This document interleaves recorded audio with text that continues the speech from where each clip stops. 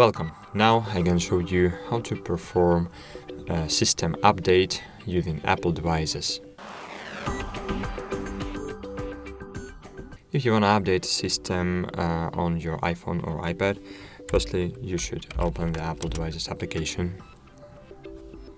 Then you should connect your smartphone or tablet to your computer using USB-C or Lightning cable in case of older devices.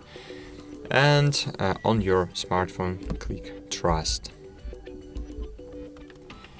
Afterwards, you should click Update button. If a newer software is available, you will see Software Update here and click Update.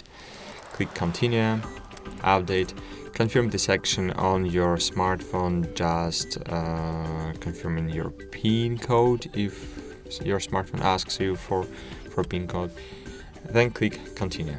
Firstly, it will download the software, then it will extract the software. Afterwards, it will create the backup, and in case of errors or program mistakes, it will automatically restore the backup from the local backup created during this update. Of course, it will take a longer time. It will take more time than update using system on your smartphone, using settings, but it's only because of backing up all your data. So that's it, guys. Thanks for watching. Hope this video was helpful for you. Bye.